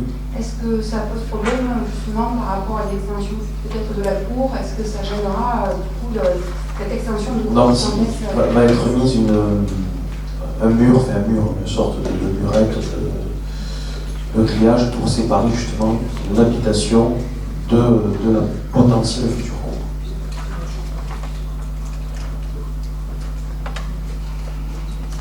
Est-ce qu'il y a eu d'autres personnes qui sont portées à cœur? Alors, il y a un monsieur qui s'était porté à cœur, mais qui a lâché l'affaire, qui a acheté la maison que nous avons vendue il y a plusieurs mois à côté de la médiathèque. Donc, j'oublie le nom. Vous le retrouverez dans les délibérations. Donc, on passe au vote. Qui est contre? Qui s'abstient? Délibération adoptée. On fait entrer la numéro 12. Donc Jérôme Cléant, toujours.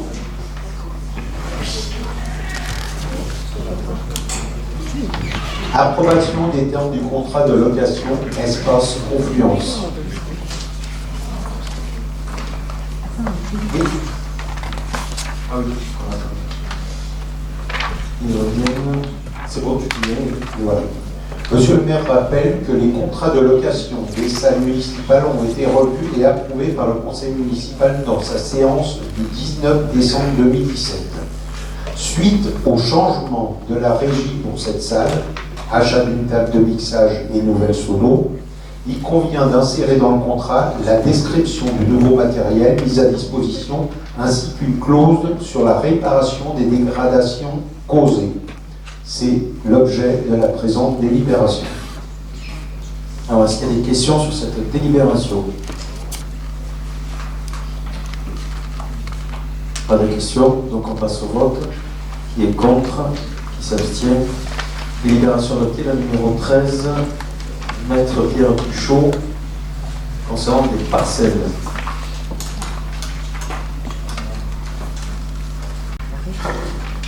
Mise en demeure d'acquérir les parcelles DM 970, 972 et 967, 965 et 962 concernées par l'emplacement réservé numéro 69. Prononciation à l'acquisition annulée remplace la délibération numéro 7 du 10 novembre 2022. Monsieur le maire expose aux membres du conseil municipal les demandes de levée de l'emplacement réservé numéro 69 formulées par Mme Gary Christelle et M. Gary Frédéric. Ces emplacements réservés 69 ont apporté l'aménagement de bâtiments et d'espaces publics, voirie stationnement, Il rend opérationnelle la définition du zonage de l'orientation particulière d'aménagement du secteur Est-Montsarguet. Sous partie Croix de Lozère, ce zonage prévoit un lotissement d'habitat intermédiaire.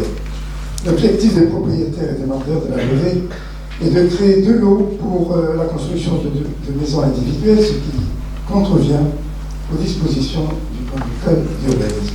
Toutefois, la volonté communale est aujourd'hui de créer une mixité d'habitat sur le quartier Croix de Lozère avec de l'habitat collectif intermédiaire, pavillonnaire et des équipements d'intérêt collectif, le tout irrigué par un réseau lière, de desserte locale et de département d'eau. Cette volonté est inscrite dans les documents des orientations d'aménagement et de programmation et du plan local d'urbanisme intercommunal en cours d'approbation. L'orientation particulière d'aménagement du PLUI, numéro 106, indique que pour la zone couverte par les parcelles concernées, un secteur à vocation d'habitat individuel de type pavillonnaire, ce qui correspond à l'objet des demandes de Madame et Monsieur Gary, Christelle et Frédéric. Les autorisations d'urbanisme pourront donc être déposées suite à la publication du PLUI. Dans le remplacement, donc, on annule et on remplace et on renonce sur l'acquisition des parcelles DM 970, 972, 967, 965 et 962 concernées par l'emplacement réservé numéro 69 afin de permettre aux propriétaires de récupérer la libre utilisation de leur terrain. Pourquoi on a annulé cette délibération? Parce que dans la première délibération du 10 novembre, il a été mentionné par erreur la suppression en matière d'urbanisme. On ne supprime pas un emplacement réservé. Donc je reste solidaire avec l'auteur de la délibération et votre rapporteur sur cette copie. Alors, merci Pierre. Y a-t-il des questions à ce sujet? Pas de questions, donc on passe au vote qui est contre, qui s'abstient, délibération. Adopter la numéro 14 à Mittelchi.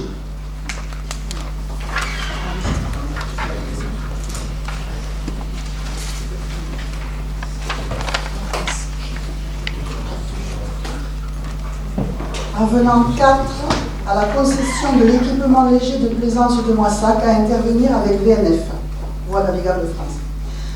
Monsieur le maire rappelle que par la délibération numéro 12 du 30 juin 2006, la commune de Moissac a signé une concession d'établissement et d'exploitation d'équipements légers de plaisance à Moissac sur le domaine public fluvial confié à VNF, ainsi que le cahier des charges et le règlement portuaire applicable à l'équipement léger de plaisance de Moissac du 4 juillet 2006 pour une période de 15 ans, c'est-à-dire du 1er juin 2006 au 31 mai 2021. Par une délibération numéro 22 du 26 septembre 2013, le maire de la commune de Moissac, à l'époque, a été autorisé à signer l'avenant numéro 1, prenant effet au 1er juin 2013 jusqu'à la fin de la concession initiale le 31 mai 2021.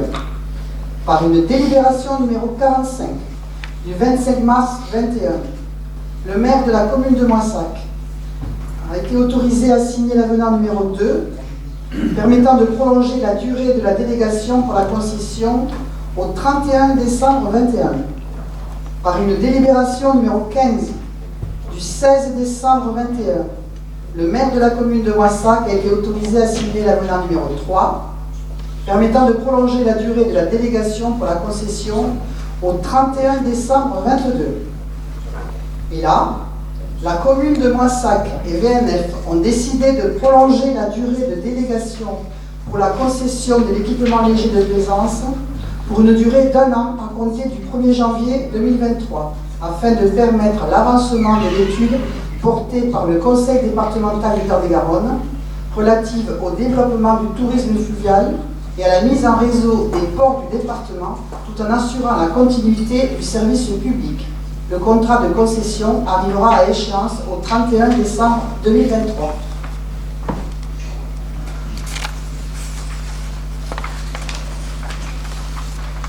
Merci Annie. Est-ce qu'il y a des questions?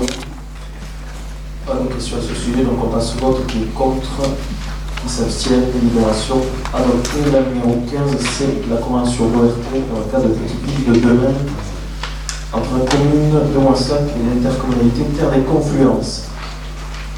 Donc, le point de Denain que j'ai abordé en début de conseil municipal vise à améliorer les conditions de vie des habitants des petites communes et des territoires alentours en accompagnant les collectivités dans des trajectoires dynamiques et respectueuses de l'environnement. Il a pour objectif de donner aux élus de l'intercommunalité des villes lauréates de moins de 20 000 habitants et exerçant des fonctions de centralité des moyens humains et financiers pour concrétiser leurs projets de revitalisation. Donc 3 phases sont mises en œuvre. La première, c'est la convention d'adhésion signée par Terre des Confluences et la commune de Moissac le 21 mai 2021. La deuxième phase, c'est la phase d'initialisation qui est en cours, qui se traduit par la rédaction d'une convention cadre Petite Ville de Denain valant opération de revitalisation du territoire dit ORT et qui fait l'objet donc de cette délibération. Et la phase 3, c'est la phase de déploiement du programme qui correspond au temps d'engagement financier de réalisation des actions inscrites dans la dite convention cadre jusqu'en 2026. L'ORT issu de la loi du 23 novembre 2018 portant évolution du logement, de l'aménagement et du numérique, la loi Elan est un outil opérationnel dont les incidences en matière d'habitat et de commerce peuvent être significatives. Il confère aux collectivités de nouveaux droits juridiques et fiscaux, comme par exemple le renforcement de l'attractivité commerciale en centre-ville par des dispenses d'autorisation d'exploitation commerciale et la possibilité de suspendre au cas par cas des projets commerciaux périphériques. Ça, c'est surtout donné à la préfecture. Favoriser la réhabilitation de l'habitat, notamment l'accès prioritaire aux aides de l'ANA, l'éligibilité au dispositif fiscal de Normandie dans l'ancienne, et aussi une meilleure maîtrise du foncier avec un droit de préemption hyper renforcé, notamment sur les biens sans lettres. La convention de RT fixait une période maximale de 5 ans. 4 axes fondent cette ORT. Le premier, c'est le développement d'une offre attractive d'habitat en centre-ville en s'appuyant sur la réhabilitation et la restructuration de l'existant. Les 3 principaux points sont la lutte contre l'habitat indigne et dégradé ainsi que la vacance locative, la requalification des logements grâce aux opérations d'aménagement, qui existent d'ailleurs déjà en partie à Moissac, la diversification de l'offre de logement et la production des logements correspondant aux différents profils du territoire. L'axe 2, maintien et développement des fonctions de centralité de Moissac, par la mise en œuvre d'une stratégie de développement économique et commercial, par le soutien durable des économies historiques de Moissac, à savoir l'artisanat et les activités agricoles, et également l'aménagement et la création des équipements et des services structurants. L'axe 3, c'est l'inscription de Moissac dans les transitions du XXIe siècle, par l'intégration des effets des changements climatiques dans l'aménagement du territoire, le développement des mobilités et connexions pour renforcer la centralité de Moissac et assurer la transition vers une agriculture durable et favoriser bien sûr l'alimentation locale. L'axe 4, c'est le développement de la notoriété et du rayonnement de la ville de Moissac par la mise en valeur des formes urbaines de l'espace public et des entrées de ville, l'adaptation à l'offre de stationnement pour mieux répondre aux attentes de demain, la valorisation du patrimoine architectural et paysager et le soutien de l'activité touristique et culturelle. On vous propose donc dans cette délibération d'approuver les termes de la convention d'ORT, jointe en annexe à la présente délibération, et de m'autoriser à signer cette convention cadre Petite Ville de Denain, valant ORT avec les différents partenaires dont l'État, l'NCT, la région et le département. Est-ce qu'il y a une question à ce sujet? Oui. Est-ce que vous entendez par assurer la transition vers une agriculture durable et favoriser l'alimentation locale? Ça passe. Ce sont des termes, mais qui... Alors, ce sont des termes génériques, effectivement. Des fois, c'est des grands axes qui nous sont demandés par l'État. L'État est engagé avec nos partenaires, notamment Terre des Confluences, par la valorisation des circuits courts. Donc, ça passe par justement cette valorisation des circuits courts que nous mettrons en place avec Terre des Confluences. Et là, on parle aussi du bien manger dans les cantines. Et un point important, c'est l'alimentation locale. Il faut que ça soit une alimentation de qualité. Si c'est une alimentation bien sûr. très riche en pesticides et insecticides, pas de problème. Bien sûr. Qui veut dire alimentation locale, je veux dire obligatoirement bonne alimentation. C'est sûr. C'est sûr. Sachant que ce programme donc, fixe les grandes lignes de nos investissements, vous les avez en annexe, mais également inscrit des études pour l'avenir, puisque certes le programme s'arrête en 2026, mais la vie de la commune, elle, continue. Est-ce qu'il y a d'autres questions? Pas d'autres questions. Donc on passe au vote. Qui est contre? Qui s'abstient? Délibération adoptée. La numéro 16, Nicole Laffineur, concernant les ouvertures dominicales qui sont reprises chaque année à cette période.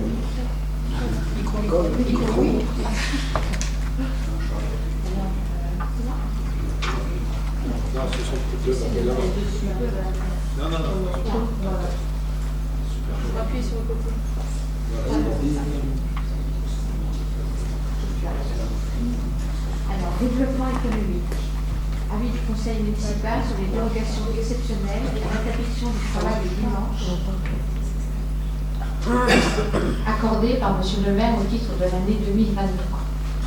M. le maire rappelle que la loi dite Macron a modifié la réglementation des dérogations exceptionnelles à l'interdiction du travail le dimanche. Ainsi, le nombre de dérogations a été porté à 12 au lieu de 5 précédemment. L'année 2016 a été une année de transition avec la mise en place des nouvelles mesures. L'arrêté municipal pour l'année 2016 concernait 7 dimanches, comme ceux de 2017 et 2018.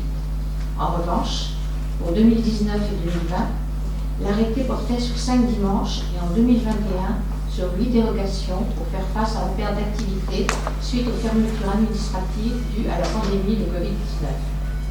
La loi permet, en outre, une modification en cours d'année par arrêté, qui doit respecter les mêmes formalités préalables, mais qui, de fait, permet une souplesse à l'organisation du repos dominical. Pour 2023, M. le maire propose une dérogation de 10 dimanches.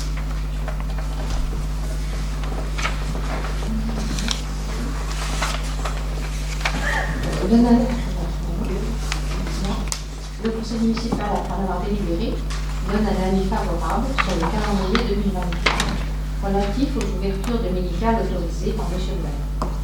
Pour tous les commerces de détail autres que l'automobile, dimanche 15 janvier 2023, premier dimanche des soldes d'hiver, dimanche 5 février 2023, dernier dimanche des soldes d'hiver, ce sera la dernière démarche la plus intéressante pour les consommateurs modestes. Dimanche 2 juillet 2023, premier dimanche des soldes d'été, dimanche 23 juillet 2023, dernier dimanche des soldes d'été. Dimanche 3 septembre 2023, rentrée scolaire. Dimanche 3 décembre 2023. Dimanche 10 décembre 2023. Dimanche 17 décembre 2023.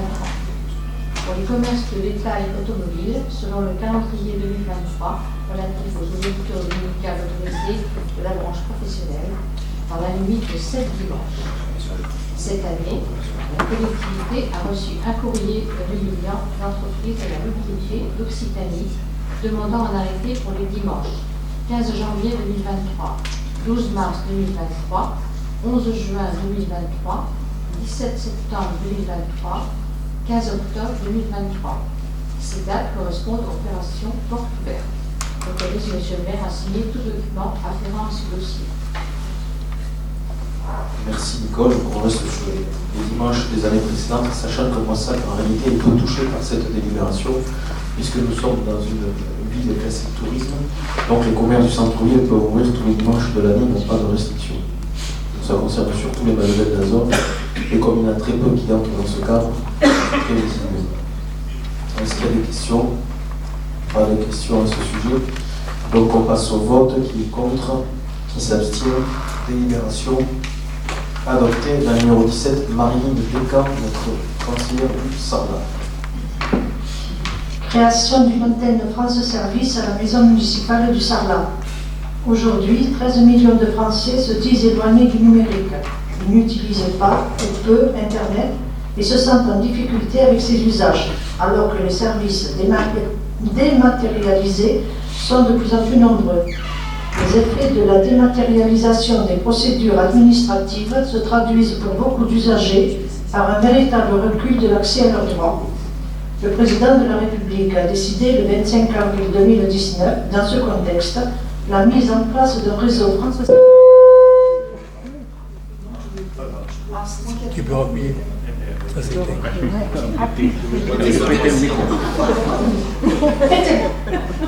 Le président de la République a décidé le 25 avril 2019, dans ce contexte, la mise en place d'un réseau France Service qui doit permettre aux administrés de procéder aux principales démarches administratives du quotidien au plus près du terrain. Une antenne France Service portée par la MSA, itinérante à Mossac 2 jours par semaine, a vu le jour en 2021 en centre-ville et au sein du quartier du Sarlat afin de faciliter les démarches de l'accès aux droits.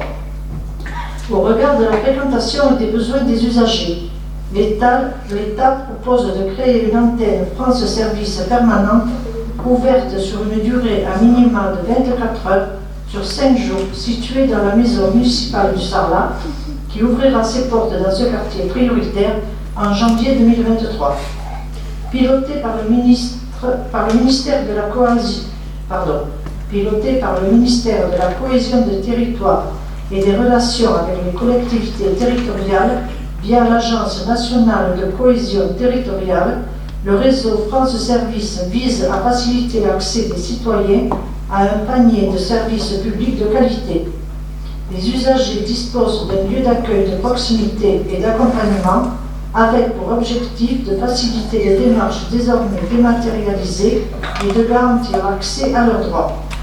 Chaque structure labellisée bénéficie d'un cofinancement par l'État.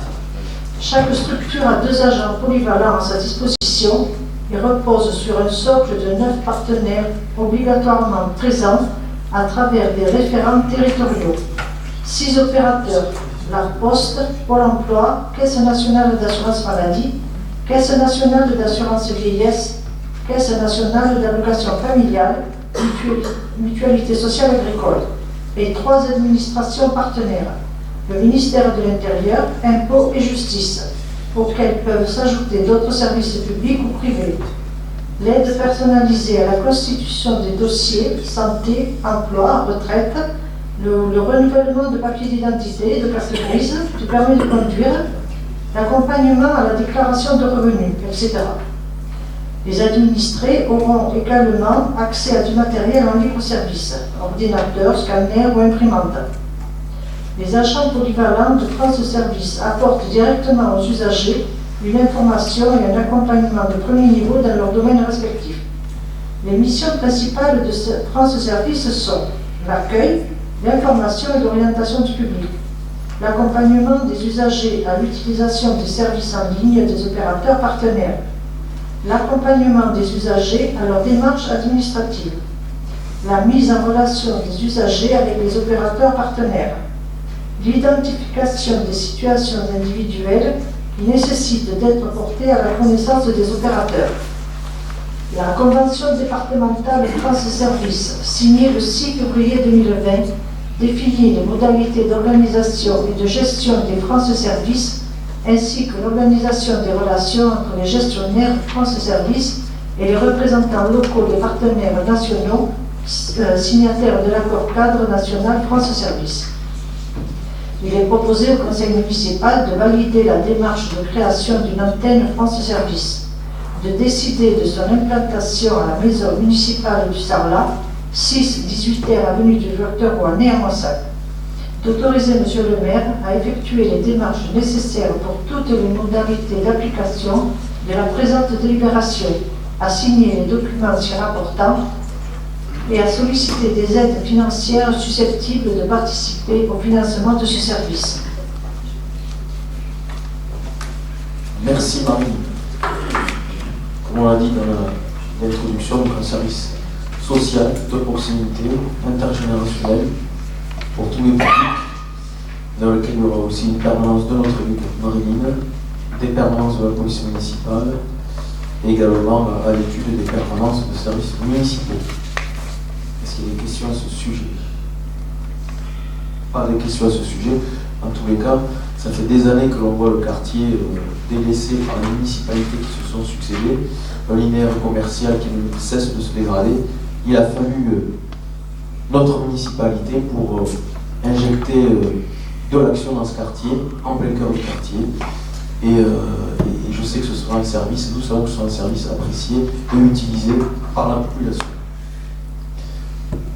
Donc on passe au vote. Qui est contre? Qui s'abstient? Délibération adoptée. La numéro 18. C'est chez...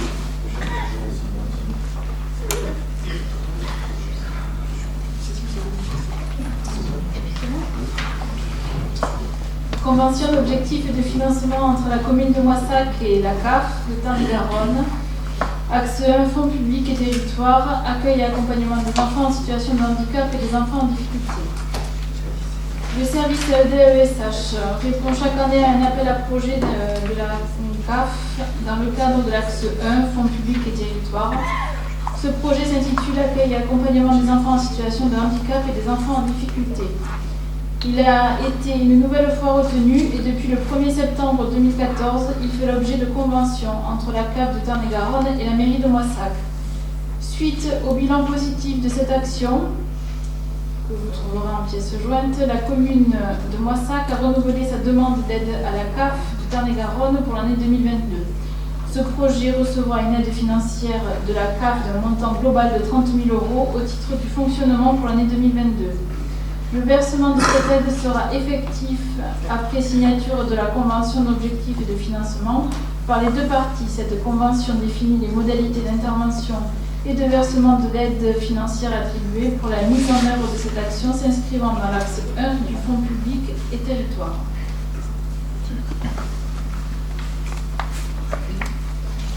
Est-ce qu'il y a des questions sur cette délibération? Il n'y a pas de questions visiblement, donc on passe au vote. Qui est contre? Qui s'abstient? Délibération adoptée. Et la dernière, numéro 19, le chaud pour la convention avec l'OTI concernant la gestion des groupes guidés.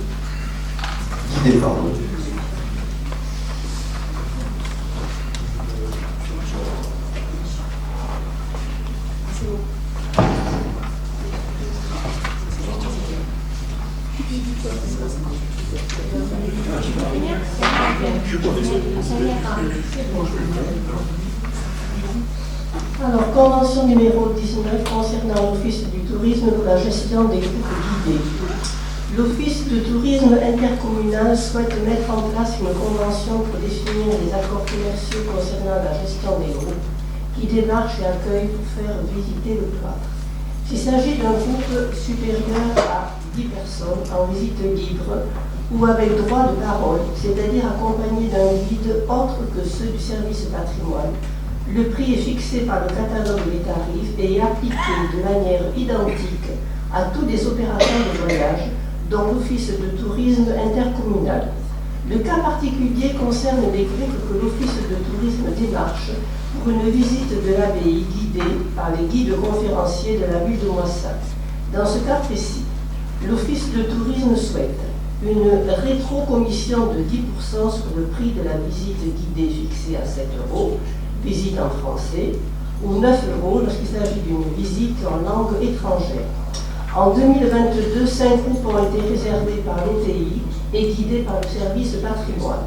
Ces 5 groupes ont généré un chiffre d'affaires de 731 €. La rétrocommission de 10% pour 2022 serait donc de 73,10 €. Cette convention valable pour les exercices 2022-2023. Donc, je vous invite, si vous voulez davantage de détails, à vous référer à la convention groupe 2022-2023 en page 58, concernant l'article 1 sur l'objet, article 2 conditions de vente, article 3 validité, article 4 procédure de réservation et la suite, article 5 facturation, article 6 annulation et article 7 durée de validité. Merci. Est-ce qu'il y a des questions? Oui.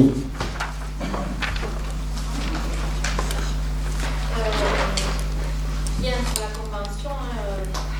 Un micro, s'il vous plaît. Je dis rien sur la convention des particuliers. Ce qui nous interpelle, c'est les 5 groupes en 2022. 5 groupes qui ont demandé des visites guidées par le service patrimoine. Non, c'est l'inverse. Par l'office de tourisme. Là, c'est l'office de tourisme qui envoie des. 5 groupes.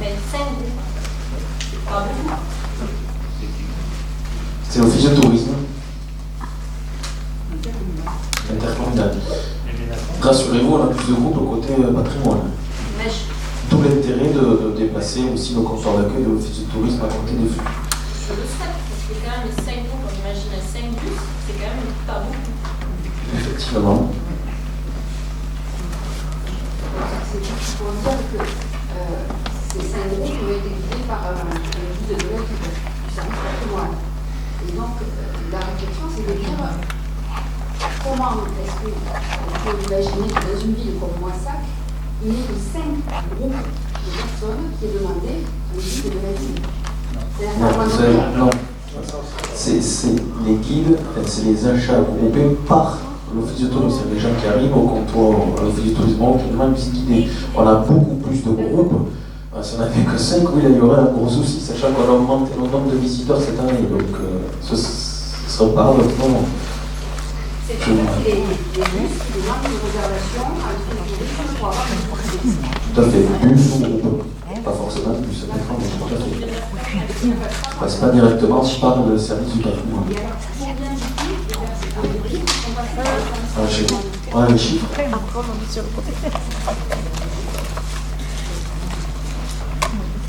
On les reverra, les chiffres. Dans tous les cas, cette année, il y a eu une augmentation des visiteurs par rapport à l'année dernière.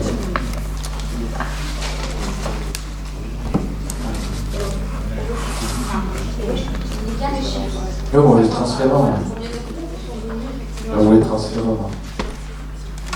Après, cet office, on l'a dit, il est isolé. D'où l'intérêt de le remettre au niveau des flux, de l'intégrer à notre politique patrimoniale. Bon, donc on passe au vote. Qui est contre, qui s'abstient, délibération adoptée. Il y a une délibération sur table qui nous est distribuée concernant la CLECT et les attributions de compensation définitive qui nous étaient transférées par terre des confluences, les répartitions annuelles des attributions de compensation. Donc on nous l'a transféré là, donc il faut voilà, le mettre sur table. Donc est-ce que vous nous autorisez la mise sur table, sachant que c'est pour avoir de l'argent aussi. C'est des transferts chaque année entre Terre des Confluences et la commune et les communes. S'il n'y en a pas plus, c'est les communes. Voilà. Donc, on autorise la mise sur table, on va vous la distribuer.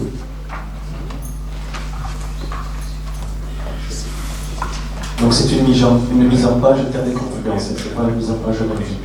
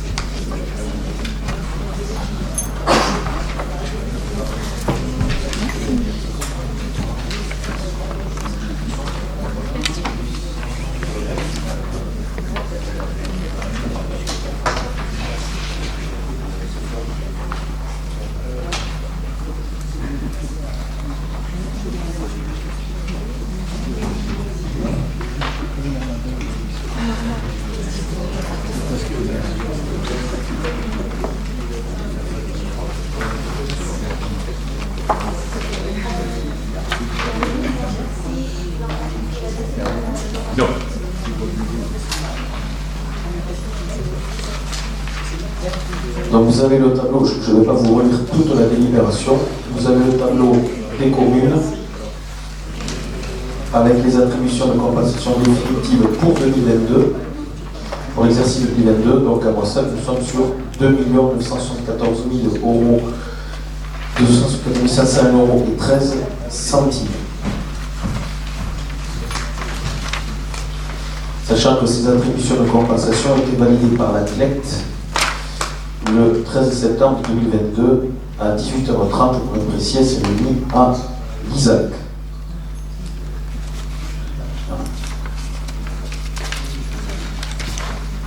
Est-ce qu'il y a des questions à ce sujet?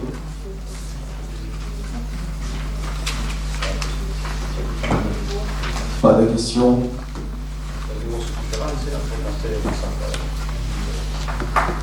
Oui.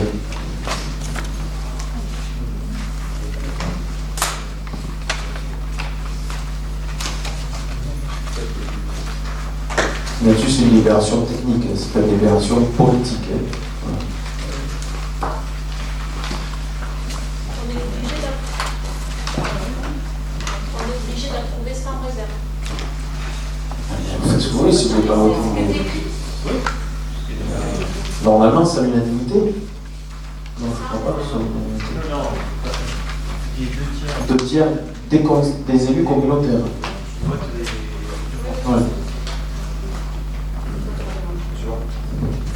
Alors, les attributions de compensation, effectivement, c'est dans le cadre des transferts de compétences. Et au-delà de ça, c'est dans le cadre aussi des conventions qui ont été conclues avec l'intercommunalité. J'ai pour exemple l'urbanisme notamment, ou d'autres services qui sont donnés par l'intercommunalité et qui ont le droit, effectivement, de diminuer les attributions de compensation en paiement du service rendu. Voilà.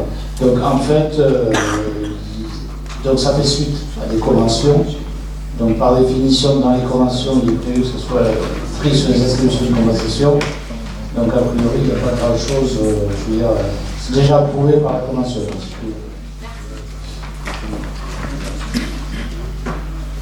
Bon, je vais t'exprimer sur ces attributions de compensation lors du dernier conseil communautaire, pour ceux qui étaient présents.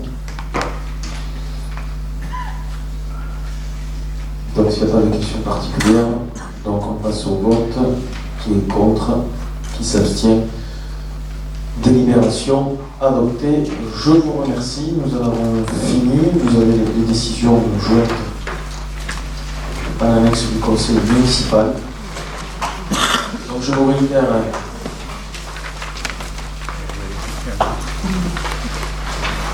tous mes voeux et puis surtout voilà, de passer de belles vacances auprès de votre famille, de vos amis, de vos proches. Et je vous invite à la salle du conseil pour pouvoir partager le verre de l'amitié avec les élus et les agents le plus présents avant de nous quitter pour la fin de l'année. Je vous rappelle aussi que vendredi à 18h45, là, il y aura l'inauguration du marché de Noël. Vous êtes tous bienvenus. Alors, 18h15, pardon.